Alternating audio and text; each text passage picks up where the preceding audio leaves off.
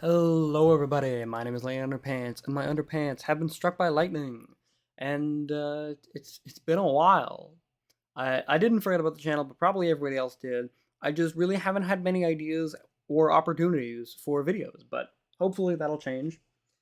Today, I'm going to be playing some more Super Hexagon. I'm going to be hopefully starting on a journey of getting what I call a clean sweep, which is going to be going through every single mode of every level continuously. So, the way the Super Hexagon works, there are 3 levels. There's Hexagon, Hexagoner, and Hexagonist. Very great.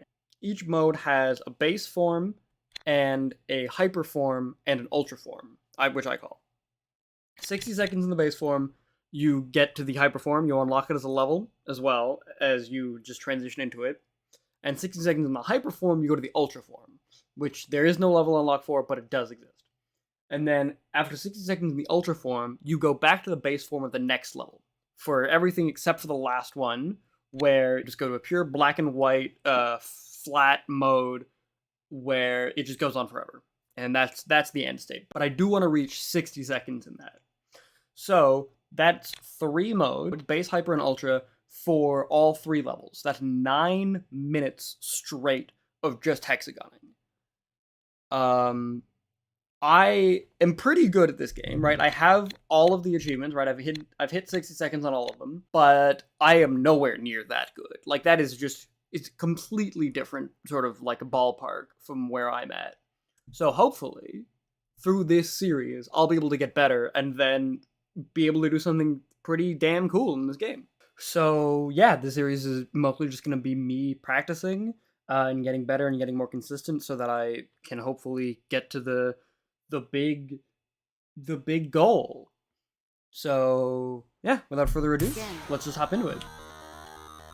I did try this, I recorded 10 minutes of this earlier, but my mic settings were all terrible, so continuing the trend, I guess, of me fucking things up and not thinking to test, I believe every video that I've done, except for the Doom Eternal one, which I did not care about, I have started recorded a bunch, and then found out that I fucked something up, and then I had to do it over again. And so if that's not professionalism, then I don't know what is. This game is really strange to, make videos for, because it's not easy to do commentary on, because it uses up 100% of your brain. It might use more than 100% of your brain, I'm gonna be honest. It's certainly an experience. So there's the hyperform, and I instantly died. I wouldn't call it immersive, but it is definitely the flow state that a lot of developers try to achieve with their games. This game forces you to be that. If you've ever gotten really into a rhythm game, and you were just, completely reacting on instinct, and your brain is not processing, that's this. But all the time. Maybe a rhythm game isn't the best example, because I think most people do rhythm games with a little bit of muscle memory. I don't. For me, rhythm games are like this. They are reaction tests. So it's harder to commentary for it because your brain's busy. But because of that, I use Super Hexagon as a almost meditation tool for a mental reset when I'm just super upset or whatever. Because it really does force your brain to stop doing everything else. No, it's rough playing this game for more than a little bit at a time. Your brain starts to break down.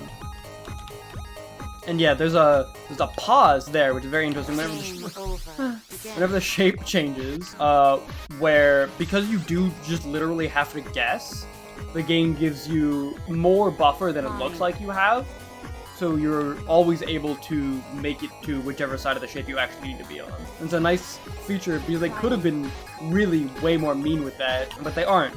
I've noticed that no matter what combination of patterns you get, you can always, there is no unwinnable pattern, because there seems to be some kind of logic in here to make sure that no matter where you are, as long as you survive the last one, you will be able to get to where you need to be to survive the next one. So on ones where there's 3 different, I phased through that, 3 different openings, then any 3 of them that you are in will still allow you to get to the next opening of the next one. Fuck, there's no, you just got fucked by random chance, or you didn't look far enough ahead, or anything like that. Which is very, very good. Okay. However, the game does get a lot faster, so while you may technically have time, your brain might not. Okay. Sort of like that. And so, your reaction... over. Are you kidding me? Your reaction time starts to eat a bigger chunk out of the like total buffer time that you have, because of course you have a little bit extra time, right? It's not just exactly the amount of time that it takes to move from one side of the hexagon to the other, because that's not, you know, possible. It does give you a bit of buffer, but I don't know if the buffer is constant. It feels kind of like it scales, because as the shapes move faster, you also move faster. But your brain doesn't. So, I'm not sure if it just gets to the point where the buffer is literally less than human reaction time, and you just have to be, like, lucky, or a robot, but I don't know. I don't know really what my goals are for this series, like what's, or I guess even just for training, like when I'm gonna consider it done and like move on to practicing the next level, but I guess we'll find out, because I'm definitely nowhere near it right now.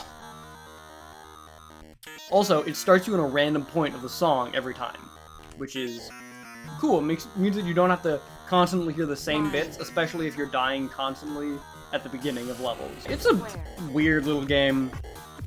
Can I also talk about, like, memory usage of games and stuff? So, I believe, if I remember correctly, Super Hexagon is like 95 megabytes. It's small. I mean, like, you look at it and you're like, yeah, that makes sense. What could you possibly be storing? There's not even any, like, graphics, really. Hexagon. Probably the only thing that's actually stored as graphics is the font. Because everything else is just, like, simple shapes. Also, everything else is simple shapes and shading, and the only thing you need to, like, store is, game logic and the levels. But it's still, like, a testament to how small games really sort of should be. The songs are also bangers.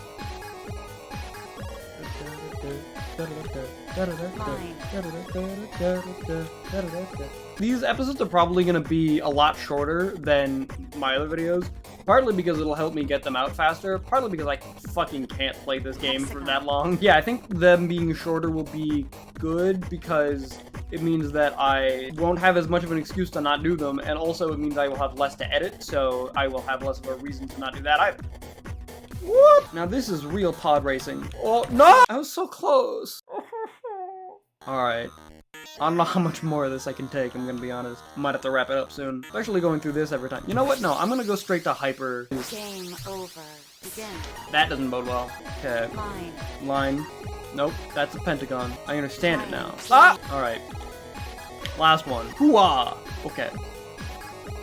It catches me off guard every time. I know it's gonna happen. But I'm like, surely I'll be safe in this hexagon. And this path that I've picked won't suddenly collapse beneath me or ahead of me. And on that note, I'd like to thank you very much for watching. Have a great day or night or whatever. Be kind to each other and yourselves, and fuck off.